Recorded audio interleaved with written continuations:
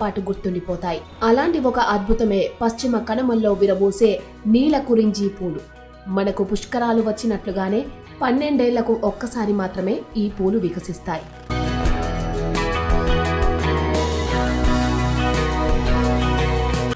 ఈ అరుదైన దృశ్యం ఆవిష్కృతమైనప్పుడు పర్వత శ్రేణులు నీలిరంగు సముద్రంలా మెరిసిపోతాయి.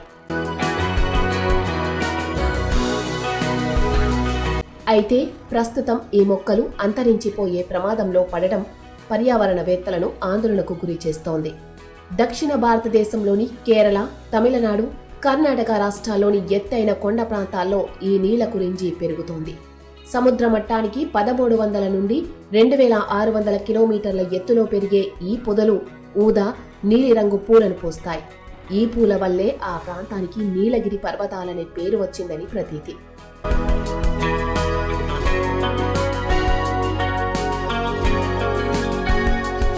టోడా, పైలియన్ వంటి గిరిజన తెగలు ఈ పుష్పాలను పవిత్రంగా భావిస్తారు. చివరిగా 2018లో పూసిన ఈ పూలు మళ్లీ 2030లో పర్యాటకులకు దర్శనమివ్వనున్నాయి.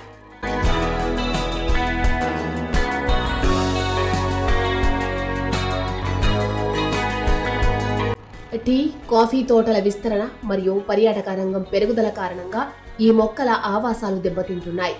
ఈ క్రమంలో botanical survey of India BSI ప్రత్యేక పరిశోధనలు ప్రారంభించింది.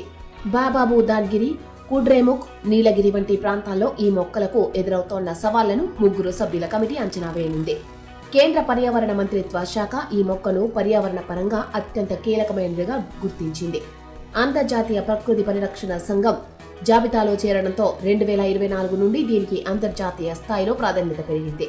ప్రకృతి ప్రసాదించిన ఈ నీలి అందాలను కాపాడుకోవడం మనందరి బాధ్యత అంటున్నారు నిపుణులు.